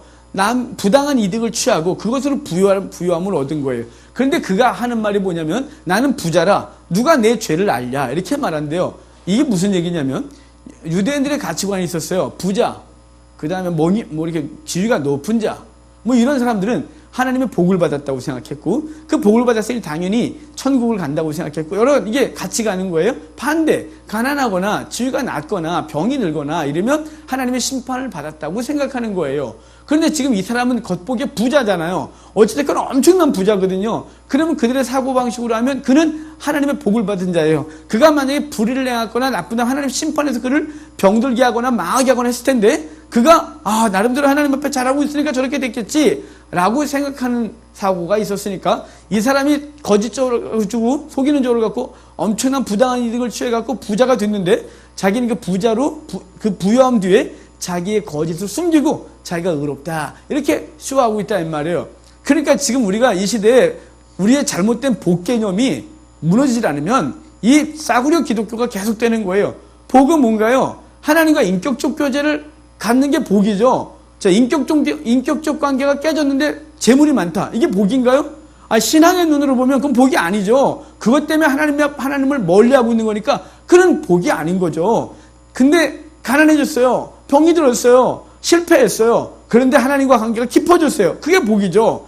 욥의 복이 뭐예요? 2배 받은 거요? 아니, 있는 거나 안 건드는 게 훨씬 복이에요. 있는 건강 뺏고 부인 저 작업 죽으라 이놈아 나가고 자녀 한 방에 죽고 재물 다 나갔다가 젊은 여자 얻어서 이렇게 이것도 방송 부르는 복인데요. 이러시면 이러면서 걱정이네. 그러니까 그게 복이 아니에요. 욥기의 복은 뭔가요? 내가 여호와를 그전에는 귀로 들었는데 눈으로 보나이다. 그는 그 과정이 복이었단 말이에요.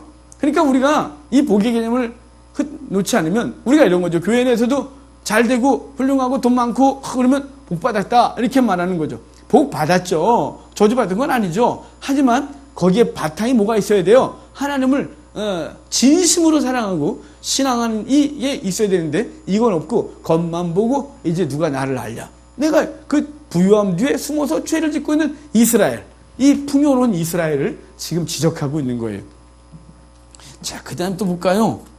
자, 13장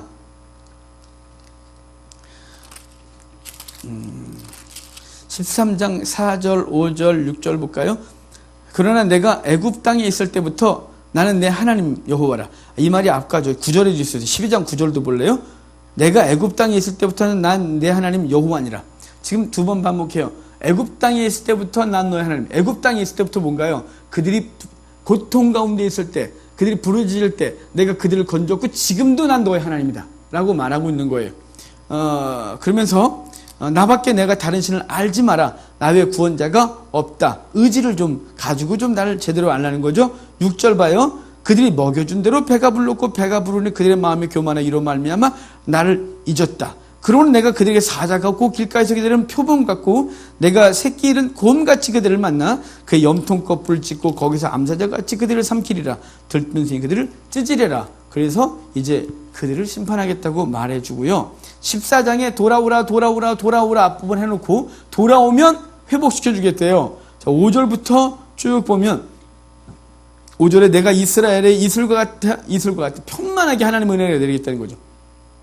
백합화같이 피겠고 레바논 백향목같이 뿌리가 박힐 것이며 그의 가지는 퍼지며 그의 아름다움은 감람나무와 같고 그의 향기는 레바논 백향목 같으리니 그 그늘 아래 거주하는 자가 돌아올지라. 그들은 곡식같이 풍성할 것이며 포도나무같이 꽃이 필 것이며 그 향기는 레바논의 포도주같이 되리라. 자, 8절이 아까 2장에 있었던 다시는 내가 당신을 남편이라고 바알이라 일컫지 아니하리라 라고 했던 그 말의 새로운 표현인 거예요. 거기 에브라임의 말이 내가 다시 우상과 무슨 상관이 있으리요? 우상.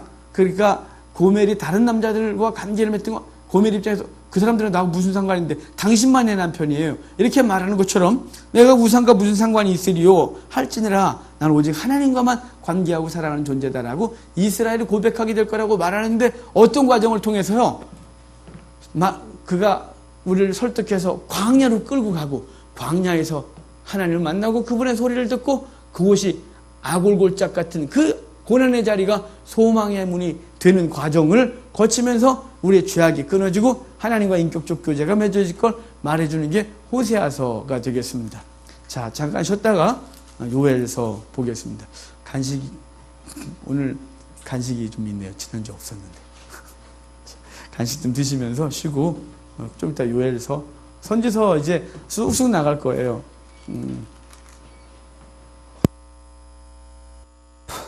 자, 그 다음에 우리 또 이제 앉아볼까요? 요엘 봅시다. 자, 요엘의 시대적 배경을 봐야죠. 요엘 선지자가 언제 활동했는지.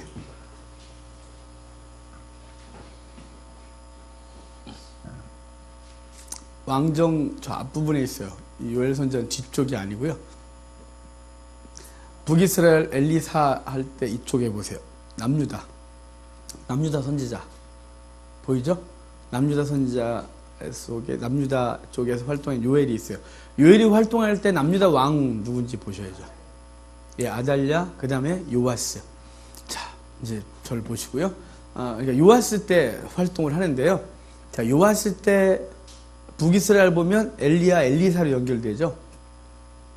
자, 그때는 시대적 배경이 어떠냐면 아합의 영향력이 남북 이스라엘에 다 끼칠 때예요. 아합의 영향력이란 아합이 이세벨과 결혼하게 되고 두로의 딸 이세벨인데요. 두로는 신정일치국가였어요. 신정일치국가였고 그 두로의 주 신이 바알이었어요. 그래서 두로는 바알을 주신으로 섬겼고 두로의 최고 통치자는 대제사장 겸 왕이었기 때문에 대제사장의 딸인 거죠.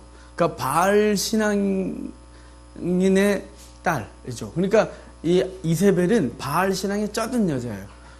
아합이 그 두로 왕과 이세벨과 결혼하면서 그 두로의 고대 때 페니키아죠. 페니키아의 경제적 부여를 딱 얻으면서 그동안 남북이스라엘이 갈라지면서 북이스라엘이 굉장히 그 계속되는 쿠데타 때문에 정권이 막 이러면서 어려움을 겪었는데 아합을 통해서 북이스라엘은 정치적 안정을 얻어요. 그러면서 힘이 이제 대외적으로 뻗치게 되는 때가 아합 된 거예요. 아합은 정치적으로 보면 굉장히 정치를 잘하는 사람이에요. 종교적으로 보면 하나님 앞에서 혼날 사람이지만, 그런데 그렇게 되면서 아합과 이세벨이 이제 딸 아달랴를 낳죠. 그 아달랴는 누구와 결혼하냐면 남유다 연표를 보면 여로보암의 아들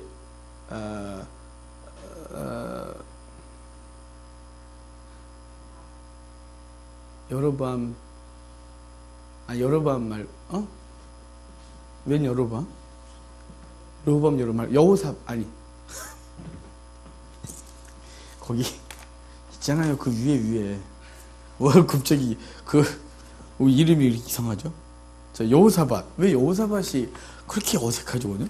자, 여호사밧하고 아합하고 사돈관계를 맺어요. 자, 여호사밧의 아들을 보면 여호람 있죠? 여호람이 아달랴와 결혼하는 거예요.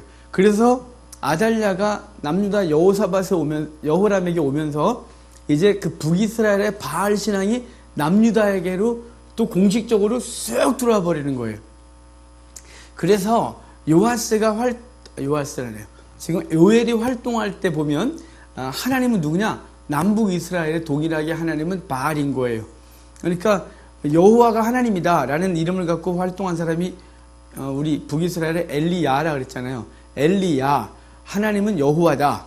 그리고 엘리사는 그 하나님이 구원자다 라고 대를 이어 쭉 선포하고 있다면 남유다에서도 동일하게 일어난 사람이 있는 거예요. 요엘은 여호와, 하나님이요. 여호와가 하나님이다 라고 하는 이름을 갖고 있죠. 그러니까 요엘, 엘리야는 이렇게 앞뒤로 바꾼 거예요. 그냥 앞뒤로 바꾸나 똑같아 이게. 그러니까 똑같이 여호와가 하나님인 거죠. 왜 북이스라엘도 여호와가 하나님이다라는 것을 선포하고 여기도 여호와가 하나님을 선포하냐면 당시 남북 이스라엘의 바알이 하나님이라고 숭배되어지고 여호와가 뒤로 밀린 시대였기 때문에 남북 이스라엘 선자들을 통하여 여호와가 하나님이다라는 걸 선포해야 될 필요를 느끼는 하나님은 요엘을 통하여 이 일을 하시는 거죠. 이해가 되셨죠? 시대적 배경도. 자, 그럼 요엘 때 어떤 일이 벌어졌냐? 요엘 때 메뚜기 재앙이 벌어져요. 메뚜기 무섭다 그랬잖아요. 진짜 자꾸 메뚜기 그러면 자꾸 유재석만 생각나서 메뚜기가 생각나는데 어떻게 워낙 유재석이 너무 강해요, 이미지가. 그러니까 메뚜기 이 재앙이 벌어졌는데요. 메뚜기 재앙이 벌어지면 남는 게 하나도 없어요. 이 메뚜기 재앙이 유다에 벌어지는데, 이 메뚜기 재앙이 벌어지면, 메뚜기 재앙이 벌어진 것 때문에 요엘은 이 메뚜기 재앙을 통하여 여호와의 심판의 날을 선언해주고 있는 거죠. 우리 몇 년 전에 서남아시아 쓰나미, 동일본 대진 이럴 때 전도지 만들어졌어요. 한국 교회에서. 봐라, 무섭지. 여호와의 심판의 날이 가깝다고 회개하라고 이런 거 만들었었어요. 똑같은 거예요. 똑같은 거. 요엘 때 메뚜기 재앙이 벌어졌고 그 메뚜기 재앙을 통해서 여호와께서 심판하실 거라고. 지금 이거 무섭지? 여호와의 심판의 날은 더 무서워. 그러니까 회개해 라고 외치는 게 요엘 선거예요. 그러니까 굉장히 간단한 성경인 거예요. 아주 구조가. 자, 그 내용을 좀 볼까요? 제 메뚜기에 대해서 지금 좀 설명을 할까 말까 고민을 좀 하고 있는데, 어차피 요엘하고 아모스 하려면 아모스가 긴데 오늘 아모스 아예 들어가지 못할 것 같으니까 메뚜기 좀 더 하고 그럴게요. 자, 메뚜기 재앙을 맨 처음에 나오는 데가 우리 출애굽기잖아요. 출애굽에 그 10가지 재앙 중에 메뚜기 재앙이 있어요. 피, 개, 이파, 악독, 우, 매, 흑장이에요. 우박 때문에 메뚜기잖아요. 그 메뚜기가 왜 우박 다음에 나오냐면 메뚜기 이동 경로가 그거가 딱 떨어져요. 메뚜기의 이동 경로는 건조한 곳에서 습한 곳으로 움직이게 되거든요. 이집트 전역에 메뚜기가 산지에 있었죠. 거기도 어쨌든 나일강 삼각주 지역에 나름대로 습도도 있고 그러니까 메뚜기가 살았어요. 그런데 이집트는 제가 강수량이 연강수량의 평균 제로라 그랬죠. 제로에 가까워요. 왜냐면 지금 이집트 북부 그러니까 지중해와 접한 부분들 알렉산드리아나 이런 데 가끔 소나기가 쏟아져요. 가끔. 그리고 그 안으로 내려가면 아예 비가 안 와요. 비가 안 오는 땅에 이집트 사람이 살고 있었는데 우박이 쏟아졌어요.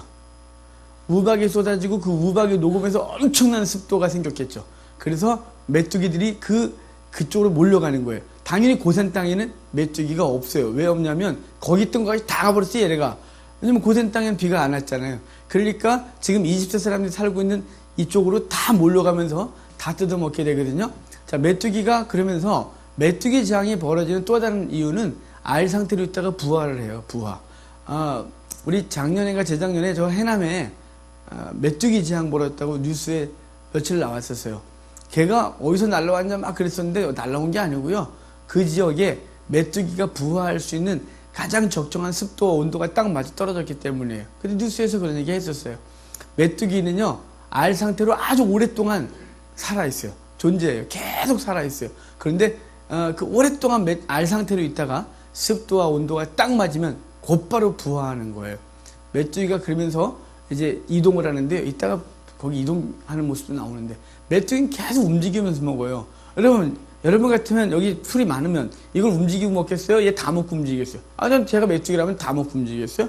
근데 메뚜기가 좀 먹고 움직여요. 왜냐면 메뚜기는 뒷놈이 오면서 앞놈을 먹어요. 이놈들이. 그러니까 빨리 먹고 도망가야 뒷놈이 안 무는 거예요. 그러니까 먹고 도망가. 그러니까 이게 계속 그러면서 메뚜기가 쓸어가면 남는 게 하나도 없는 거예요. 그리고 속도가 엄청날 수밖에 없는 거죠. 얘는 본능적으로 이동을 해야 되니까요. 그래서 한 곳에서 머물러 있지 않고 계속 이동하기 때문에 메뚜기 재앙이 벌어지면 남는 게 하나도 없게 되는 거예요. 자, 그런 상황을 지금 요엘이 경험하고 있는 거죠. 자, 요엘서 좀 볼까요? 거기 요엘의 아버지 이름이 또 나와요. 부두엘의 아들 요엘에게 임한 여호와의 말씀이다. 그러죠? 부두엘. 그러면 부두엘의 뜻은 뭐냐면 또 엘 나왔죠? 하나님이 나와요. 부두엘은 성실하신 하나님 이런 뜻이에요. 성실하신 하나님의 아들 여호와는 하나님이다 라는 사람을 통하여 말씀하시는 거예요. 그러니까 부두엘은 바로 바알이 하나님이라고 남북 이스라엘에 불려지고 그리고 신으로 섬김받을 때 그 부두엘은 자기 아들을 뭔 소리니 여호와가 하나님이야 라고 해서 그 성실하신 하나님을 섬겼던 그는 이제 요엘이라고 이름을 줘주고 하나님과 요엘을 통하여 이제 여호와가 하나님인 걸 증명하시는 거죠. 자, 이제 좀 볼까요? 4절. 메뚜기 재앙에 대해서 말하는데 팥주기가 남긴 건 메뚜기가 먹고 메뚜기가 남긴 건 느치가 먹고 느치가 남긴 건 황충이 먹었대요. 얘네가 뭐냐? 궁금 안 하셔도 돼요. 그냥 다 메뚜기. 히브리어의 특징은 그랬다 그랬잖아요. 똑같은 단어를 2번, 3번 반복하면 중요하고 반드시 성취되고 등등 그런다고. 그런데 여기 메뚜기가 먹은 거 메뚜기가 남긴 거 메뚜기가 먹고 메뚜기가 남긴 거 메뚜기가 먹고 진짜 이상하잖아요. 그래서 온갖 메뚜기 갖다 집어넣어놓고 메뚜기가 다 먹어버렸다는 걸 표현하려고 메뚜기, 황충, 느치 뭐 이런 얘기를 쭉 해서 아예 남은 게 없다고 표현하려고 메뚜기가 남긴 거 황충, 팥중이, 메뚜기, 느치, 황충 이렇게 순서로 해주고 있는 거죠. 자, 5절부터 보면 5절부터 이제 얘기를 하는데 취하는 자들아 깨어 울래요. 왜냐하면 왜 술 먹은 사람이 울어야 되냐면 포도가 생산이 안 돼요. 그래서 포도주를 만들 수가 없어서 술꾼들이 슬퍼해야 돼요. 올해 술이 없구나. 이러고 슬퍼하래요. 자, 6절에 다른 한 민족이 올라왔대요. 다른 한 민족 아수르니 바벨론이 그러지 마세요. 제가 그랬죠. 제가 그랬다네. 이때 시대가 훨씬 더 앞인데 아수르나 바벨론이나 영향력을 끼치지 못할 때 아예 그냥 완전히 까부러져 있을 때예요. 이 시대는. 그러니까 한 민족은 뭐냐면 메뚜기예요.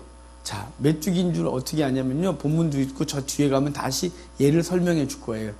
다른 한 민족이 내 땅에 올라왔으므로다 그들은 강하고 수가 많으며 그 이빨은 사자의 이빨 같고 그 어금니는 암사자의 어금니 같고. 아수르 사람들이 이렇게 안 생겼고요. 메뚜기가 이렇게 생겼어요. 여러분 이제 여름 돼 있잖아요. 나중에 들판에 가서 메뚜기를 어떻게 잡거나 잠자리를 잡아서 얼굴을 이렇게 한번 확인해 보세요. 그놈하고 눈을 마주치고 딱 보면 그놈들 얼굴이 안 이뻐요. 특별히 입부분은 험하게 생겼어요. 꿈틀꿈틀 애벌레 이쁘다고요? 징그럽죠. 근데 얼굴을 보세요. 얼굴은 징그러운 정도가 아니고 무섭게도 생겼어요. 특별히 이빨 부분, 이 치아 부분은 엄청나요. 그래서 여러분 누에고치를 저희 시골에서 이제 저희 학교에 축산과가 있었는데요. 그 친구들은 축산과 입학을 하면 곧바로 누에 뽕잎에 싸서 하나씩 이렇게 먹이고 시작을 해요. 근데 졸업할 때쯤 되면 잘 먹어요, 걔네. 생누에를. 근데 거기 그 잠실이라고 아무나 못 들어가는데요. 오염돼 죽을까봐. 걔네들이 이제 뽕잎을 따다가 걔네 잠실에 탁 던져주면 제가 이렇게 들어가 보잖아요. 그럼 얼마나 시끄러운 줄 알아요? 뽕잎 먹는 소리. 이 소리가 비 오는 소리 같아요. 근데 한번 제가 구경해 봤는데요. 얘가 얼마나 빨리 먹는 줄 아세요? 이렇게 먹어요. 뽕잎을 막 이렇게 쫙 잘라요. 그냥 진짜 잘 잘라요. 그 이빨을 보면 날카로워요. 제가 그거 표현하고 있는 거예요. 걔네들이 생긴 건 이렇다. 자, 걔네들이 하는 짓을 볼까요? 7절에. 그들이 내 포도나무를 멸하며 내 무화과나무를 긁어 말갛게 벗겨서 버리니 그 모든 가지가 하얗게 되었다. 아수르 애들이 와서 내가 너희들의 무화과나무 가지를 벗기리라. 그러지 않겠죠? 자, 지금 메뚜기라니까요. 자꾸 다른 민족으로 가지 마세요. 자, 메뚜기 재앙을 형상화하고 있는 거예요. 자, 그 다음에 이제, 그 메뚜기가 다 먹은 것 때문에 슬픈 상황을 묘사하기를, 저 구절을 보면 제사장들은 슬퍼하래요. 왜일까요? 하나님께 드릴 재물이 없어요. 11절 보면 농부들은 부끄러워하래요. 1년 동안 열심히 농사 졌는데 남은 게 없대요. 메뚜기가 다 먹어버려서. 15절로 갈게요. 슬프다 그날이요 여호와의 날이 가까웠나니 곧 멸망같이 전능자에게로부터 이르리로다. 자, 여호와의 심판의 날이 이르렀다. 그래서 슬프다 이렇게 말하죠. 뭘 얘기를 하는 거예요? 메뚜기 재앙을 통하여 지금 이스라엘의 죄악을 지적하고 하나님이 심판할 거라고 예고하고 있는 거죠. 자, 2장으로 갑시다. 2장 1절에 시온에서 나팔을 불면 나의 거룩한 산에서 경고의 소리를 질러 이 땅 주민들로 다 떨게 할지니 이는 여호와의 날이 이르게 됨이니라. 이제 임박했다. 2절에 곧 어둡고 캄캄한 날이요 짙은 구름이 덮인 날이라 새벽빛이 산 꼭대기에 덮인 것과 같으니 이는 많고 강한 백성이 이르렀습니다. 이와 같은 것이 옛날에도 없었고 이후에도 대대에 없으리라. 많고 강한 백성 바벨론, 아수르, 이집트 아니에요. 여기 또 뭘까요? 메뚜기. 그래서 4절에 그의 모양은 그러잖아. 이제 메뚜기 얘네들의 큰 이 민족 여기 말하는 강한 백성 많고 강한 백성이 이동하는 모습을 보일 건데 메뚜기에 이동하는 것을 잘 묘사했어요. 요엘이 메뚜기를 연구 많이 하셨어요. 요엘 선자가. 자, 그 모양은 말 같고 그 달리는 것은 기병 같고 그들이 산꼭대기에서 뛰는 소리는 병거 소리와도 같고 불꽃이 건불을 사르는 소리와도 같으며 강한 군사가 줄을 벌이고 싸우는 것 같고. 자, 메뚜기가 이동하는 거 혹시 영상에서 보신 적 있으세요? 예전에 KBS에서 다큐를 했었어요. 메뚜기에 대해서 2부로 했나 그래요. 그 메뚜기 다큐를 보면 진짜 무서워요. 아프리카 사람들 막 방지하고 별짓을 다 해도 메뚜기가 정말 어마어마하게 이동을 하는데요. 그 메뚜기가 이동하는 걸 이렇게 TV에서 그 다큐에서 들려주는데 소리가 진짜 건불이 타는 것 같은 소리가 나요. 그러는데 진짜 무서워요. 진짜 그 재앙이 벌어지면 무서울 것 같아요. 자, 그 다음 6절에 그 앞에 백성들이 질리고 무리의 낯이 하얘졌도다. 그들이 용사같이 달리며 무사같이 성을 기오르며 각기 자기의 길로 나아가되 그 줄을 이탈하지 않고 피차에 부딪히지 아니하고 각기 자기의 길로 나아가며 무기를 돌파하고 나아가나 상하지 아니하며 성중에 뛰어들어가며 성 위에 달리며 집에 기오르며 도둑같이 창으로 들어가니 그 앞에서 땅이 진동하며 하늘이 떨며 해와 달이 캄캄하며 별들이 빛을 거두도다. 여호와께서 그의 군대 앞에 소리를 지르시고 그의 진영은 심히 크고 그의 명령을 행하는 자는 강하니 여호와의 날이 크고 심히 두렵도다. 당할 자가 누구랴. 자, 메뚜기도 하나 못 당했는데 여호와의 심판도 못 당할 거라고 얘기를 하겠죠. 자, 12절 봐요. 이렇게 해놓고 이제라도 금식하래요. 이제라도 너희는 금식하고 울며 애통하고 마음을 다하여 내게로 돌아오라. 이제라도 못 가요. 지금도 괜찮다 이 말이에요. 주님 앞에 돌아오는 시간은 늦은 시간이 없어요. 언제든지 깨닫는 그 순간 돌이키면 그분은 이틀 후에 셋째 날에 이렇게 말했었잖아요. 자, 13절 너희는 옷을 찢지 말고 마음을 찢고 너희 하나님 여호와께로 돌아와라. 그는 은혜로우시며 자비로우시며 노하기를 더디하시며 이내가 크시다 뜻을 돌이켜 재앙을 내리지 않으신다. 이렇게 말했죠. 18절부터 이제 그분이 그 백성을 사랑하고 이제 회복시킬 걸 얘기를 하는데요. 그러니까 그 재앙 이후에 주님께로 돌아오면 어떻게 할지를 말하겠죠. 그래서 23절 보면 시온의 자녀들아 너희는 너희 하나님 여호와로 말미암아 기뻐하며 즐거워해라. 그가 너희를 위해 비를 내리시되 이른 비를 너희에게 적당하게 주시리니 이른 비와 늦은 비가 여전과 같을 것이라. 이스라엘이 추수하려면 이른 비와 늦은 비가 적당히 내려줘야 풍성하게 내리는 거죠. 이건 이른 비와 늦은 비는 뭐와 대조되는 걸까요? 하나님이 심판의 도구로 사용했던 메뚜기와 대조되는 거죠.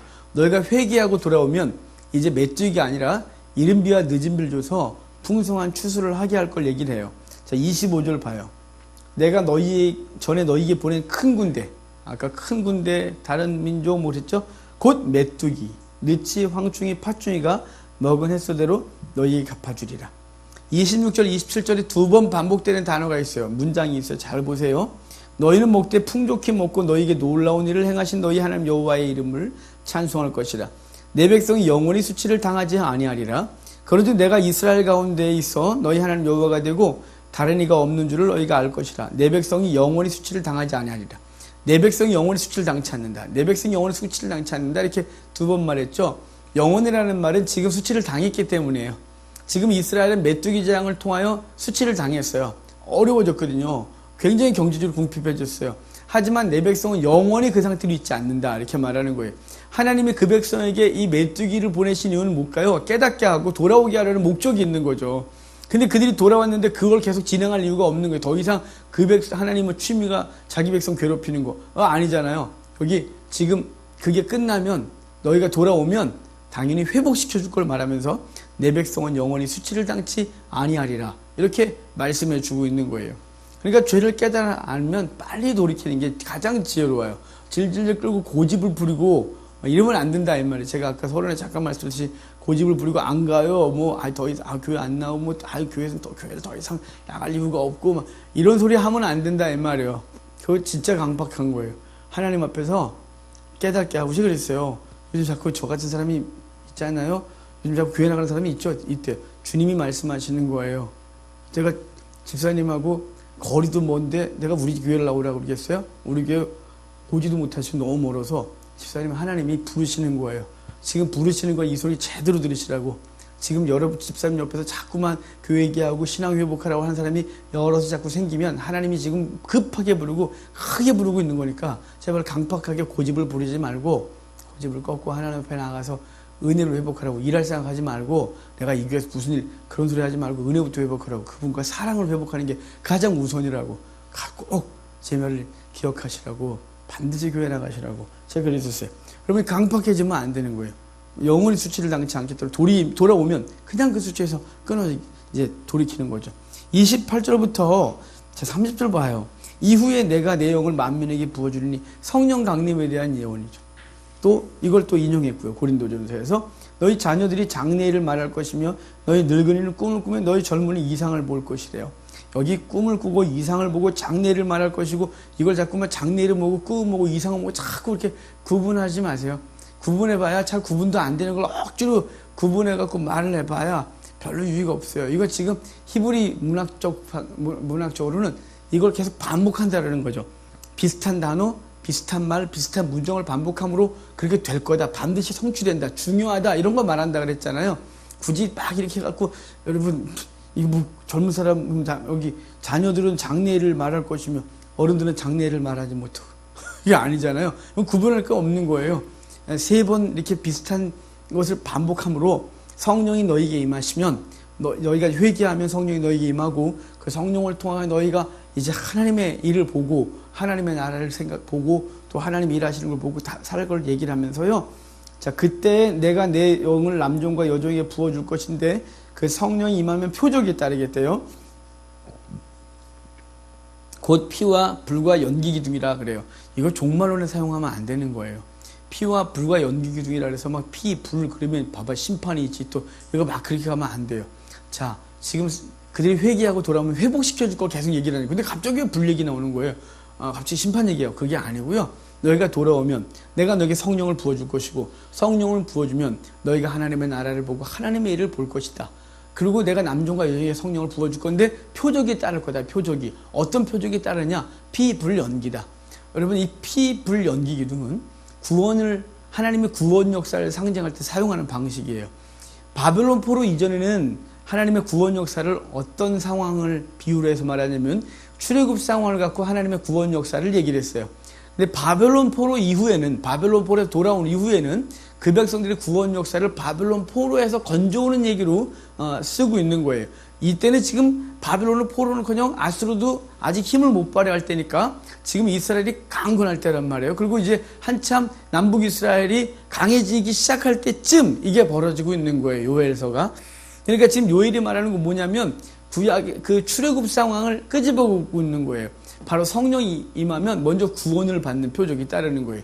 그래서 그 이스라엘 백성이 6월절 어린 양의 피로 문설주에 발라 장자의 죽음을 면하는 사건. 그것을 피 이렇게 말하는 거예요.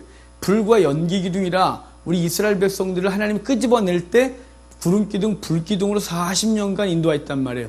그래서 성령이 임하면 너희를 구원하고 그리고 너희의 삶을 인도할 거라는 것을 말씀하시는 게 성령이 임한 사건이란 말이에요. 그래서 예수님이 그 요한복음 14장 또 16장에서 성령에 대해서 다른 보혜사를 너에게 보내주겠다. 그러면서 그가 우리를 인도하고 또 책망하고 깨닫게 하고 이렇게 해서 우리에게 생명 구원을 성령께서 적용시켜 주시고 그리고 그분께서 천국까지 완성하는 그분의 불기둥과 구름기둥 같은 보호하심으로 인도하실 걸 말씀하고 있는 거예요. 그러니까 이걸 심판에 대한 얘기로 갖다 끄집어 붙이면 되는 게 아니라 성령이 임하면 이제 하나님의 일과 하나님의 나라를 보게 되는데 그 표적이 뭐냐?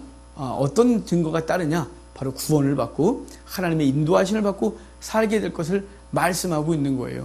그러니까 이게 구원받은 사람들에게 표적인 거죠. 표적. 예? 성령 임한 사람들의 표적. 하나님의 인도하심을 받는 거예요. 제가 이번 주에 오늘 아까 고종사님이 기도 중에 방향성 얘기를 했는데요. 구원받은 사람은 방향성이 분명히 결정된다 그랬잖아요. 구원받은 사람들은요.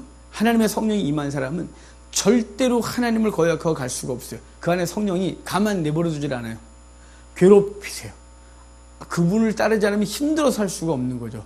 왜냐하면 그분이 우리에게서 탄식으로 기도하고 그분이 계속해서 우리에게 계속해서 하나님이 원하시는 방향으로 이끄시는데 그걸 거부하고 그 오랫동안 거부하고 갈 수가 없는 괴로워서 그럴 수가 없는 거예요. 그러니까 구원받은 사람은 방향성이 분명히 결정돼요. 하나님이 기뻐하시는 삶의 방향으로 이미 결정된 거예요. 그래서 그 길로 가는 현상이 그게 구원받은 증거로 드러나게 되는 거예요. 그러니까 내가 교회 다니니까 나 구원받았어. 그러는데 그의 삶이 악을 향하여 계속 가고 그 악을 향하는데 전혀 별로 그렇게 이전이나 그때나 양심에 약간의 가책이 있을 뿐 성령의 책망이나 이런 게 별로 없다. 이 사람은 지금 스스로를 의심해야 된다 그랬어요. 자기가 구원받은 건지 아닌지를 성령이 임하면 구원을 받고 방향성이 결정돼서 하나님 앞에 이 구름기둥과 불기둥의 인도하심을 받고 그래서 결국은 하나님 앞에서 그 광야를 거쳐 안식으로 들어가게 되는 복을 얻게 되는데 그거 지금 얘기를 하고 있는 거예요. 자, 3장에 오면 이제 그 대적들을 심판할 얘기를 좀 해주시는데 거기 2절 보면 내가 만국을 모아 데리고 여호사밧 골짜기로 내려가서 내 백성 곧 내 기업인 이스라엘을 위하여 거기에서 그들을 심문하리니 이는 그들이 이스라엘을 나라들 가운데에 흩어버리고 나의 땅을 나누었다. 그래서 열방들 심판 좀 하고 12절도 봐요. 민족들이 일어나 여호사밧 골짜기로 올라올지어다. 내가 거기 앉아서 사면의 민족들을 다 심판하리라. 그러죠? 자, 여호사밧 골짜기 그래요. 여호사밧 골짜기는 뭐냐면 여호와 골짜기는 이제 뭐 우리말이니까 쉽고 여호와 플러스 샤밧이에요. 여호와 플러스 샤밧은 뭐냐면 심판, 재판 이런 뜻이에요. 그래서 샤밧에서 파생된 단어가 쇼페팀 그래서 사사 그러죠. 그러니까 여호와께서 심판하신다. 여호사밧은 여호와께서 심판하신다 이런 뜻이에요. 골짜기 이름이 여호와께서 심판하시는 골짜기 이렇게 말하는 거예요.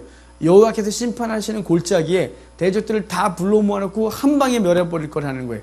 여러분 우리가 생각하는 골짜기를 푹 빠져갖고 골짜기 이 골짜기가 아니에요. 제가 고등학교 때 별명이 골짜기였는데 우리 학교 때 제일 큰 애가 저희 2명이 저하고 다녔거든요. 그 보디가드 같은 데 이때문에 있었어요. 제가 친구들이 저보고 골짜기 이랬어요. 왜냐면 조그만 애가 가운데 껴서 다닌다고. 골짜기였어요. 이런 골짜기 아니에요. 지금 여기서 말하는 골짜기. 자, 이스라엘의 골짜기는 어떤 느낌인가요? 셰펠라. 그래서 이렇게 완만해요. 그 골짜기에 서면 여기가 골짜기라는 느낌이 없어요. 그냥 평원 같아요. 평원. 그런데 해발 200에서 600 사이를 골짜기라 그래요. 그리고 이스라엘 산지로 올라오는 그곳에서 항상 전쟁이 벌어졌어요. 항상. 블레셋과 이스라엘이 싸움이 벌어지고 그 다음에 대적들이 올라와서 거기서 싸움이 벌어지는 거예요. 그러니까 그 장소 이스라엘 백성은 골짜기 그러면 이 산지로 올라오는 또 산지에서 평지로 내려가는 그 길 그곳이 항상 전쟁터였단 말이에요. 그 대적들을 다 걸로 골짜기로 불러 모아서 여호와께서 심판하신대요. 자, 너희들은 이런 죄를 졌어. 널 망해야 돼. 그래서 그 대적들을 칠 것을 얘기를 하는 거예요. 이 상징성, 여호사밧 골짜기의 상징성은 저 요한계시록에서 다시가 쓰일 거예요.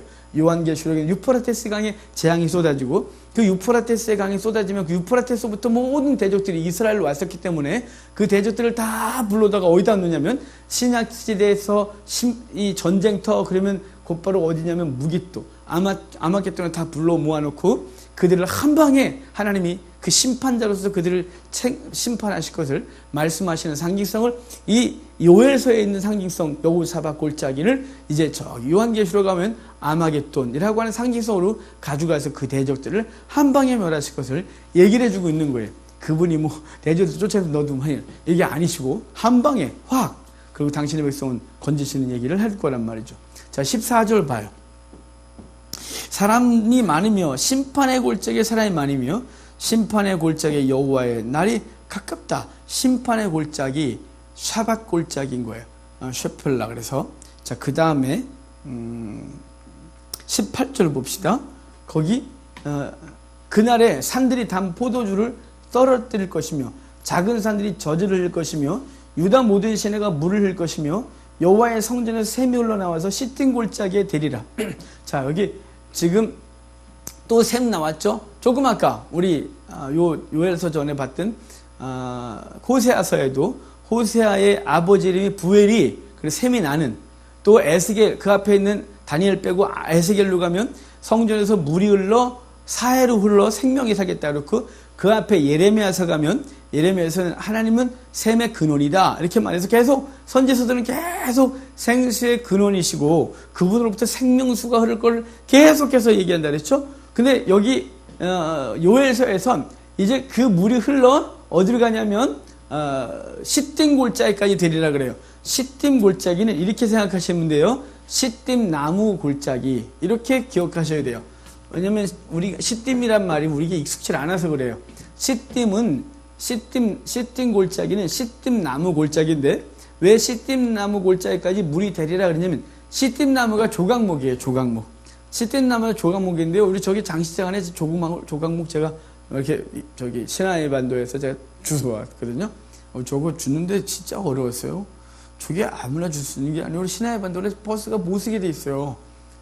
도시에 출발할 때 무장경찰에 타갖고 엘라까지 절대로 내릴 수가 없어요. 근데 오줌은 싸야 되잖아요. 근데 참는데 중년 사모님들은 참을 수가 없으세요. 계속 음료수 마셨죠. 참다 나는 지금 시딤나무가 한 그릇씩 가끔 지나가는데 나 저 나무 좀 하나 만져보고 싶고 가까이서 보고 싶은데 버스는 계속 가죠. 주여 나 저거 보고 싶어요. 하나님 나 저 가지 한번 만져보고 싶어요. 막 계속 그러는데 하나님 구세주를 보내주셨어요. 제주에 있는 사모님이 오줌 매렵다고 난리가 났어요. 싼다고 막 쓰라고 그러니까 무장경찰한테 가이드가 가서 제발 사가정을 막 하니까 한 번만 써달라고. 왜냐면 쓰면 거기 반군들이 시나이 반도에 있던 애들이 차를 납치해서 이제 그걸 갖고 거래하거든요. 그러니까 계곡에서 서야 되는데 계곡에 있으면 걔네들도 잘 알아요. 어디쯤이면 오줌이 매려운 걸. 그래서 걔네는 딱 거기 기다리고 있어요. 거기 그래서 예의상 어딘가 숨어서 살 때를 있지 않겠어요? 근데 이 버스가 어디 섰냐면 무서우니까 들판에 섰어요. 들판에 딱 세워졌어요. 근데 저는 너무 고마운 게, 얼마나 이 시든나무가 시나이 반도에 가끔 하나씩 있어요. 뜨문. 근데 그 기사분이 얼마나 제 기도를 잘 들으셨는지 이따만한 시든나무 옆에 딱 세워졌어요. 저는 너무 반가워서 사모님들은 막 아무데나 막 가시고 저는 막 가갖고 시든나무 가서 스위스 칼 있잖아요. 그거 그리고 난 맨 처음에 가질까 그럼 밑에 이미 떨어지더라고요. 그래서 주워갖고 이제 꺾어야 되니까 이거 가지를 들고 탈 수 없어요. 이게 안 쓸려요 이게. 이거 막 그런데 그리고 꼭 급한 마음에 막 꺾어갖고 일단 꺾어서 차에 탔어요. 제가 다 꺾어서 목사님들 드렸어요. 자, 이 시든나무예요. 시든나무 가져가서 기념하시라 이렇게. 저기 조금 있는 거예요. 제가 더 많이 갖고 왔는데 저쪽 사무실에 있을 때 우리 조상배들이 짓궂어 갖고요. 저 소금이 입다만한 소금이었는데요. 요만해 있잖아요. 우리 아이들이 제 사무실 와갖고 핥아먹어서 해요. 저 들어와 놈아! 그러면 핥아먹고 가요. 저 써요 저거. 근데 이 시든나무도 분명히 몇 개 더 갖고 왔는데 2개밖에 안 남은 거야. 누군가가 저걸 건드렸어요. 그러니까 저거 잘 안 꺾어져요. 자, 시든나무 어디만 자랄까요? 이스라엘에서. 시나이 반도에 당연히 자라고 거친 땅에 자라는 거예요. 이거는 옥토에 안 자라요. 자, 시나이 반 이스라엘이 최남단의 이스라엘이 부엘세바가 사람이 살 수 있는 최남단의 도시라 그랬죠. 자, 부엘세바 이남에 이렇게 부엘세바 이 정도 있겠네요. 이렇게 시든나무가 밑에 자라요. 밑에. 근데 여기 이렇게 자라는 게 아니고 시든나무가 어디까지 올라오면 이렇게까지 올라와요. 이렇게 사해 위에까지 올라와요. 시든나무가. 그래서 여기 가서 시든나무를 보면 얘가 시든나무인지 모르겠어요.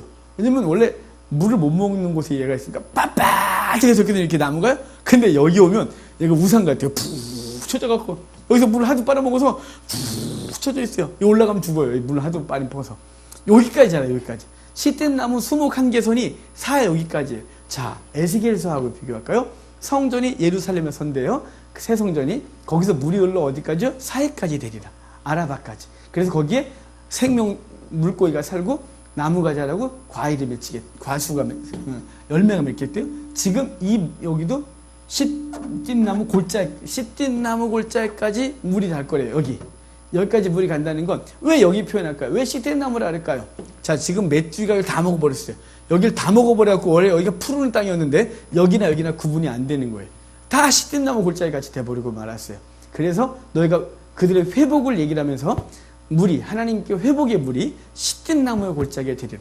여기를 얘기하지만 1차적으로는 하지만 지금 전체가 이스라엘이 맷쥐가 다 먹어버려갖고 시딘나무 골짜기나 여기나 구분이 안 되는 상황이 되는 거죠. 그래서 하나님이 바로 여호와의 성전에서 샘이 흘러나와서 시딘나무 골짜기에 되리라 라고 해서 회복을 말씀해 주고 있는 거예요. 그러면서 19절 보면 애굽은 황무지가 되겠고 에돔은 황무한 들이 되리니 이는 그들이 유다 자손에게 포악을 행하여 무죄한 피를 그 땅에서 흘렸습니다. 유다는 영원히 있겠고 예루살렘은 대대로 있으리라. 내가 전에는 그들의 피 흘림 당할 것을 갚아주지 아니할거니와 이제는 갚아주리니 이는 여호와께서 시온에 거하심이라. 이제는 갚아주겠다가 뭐예요? 돌아오면.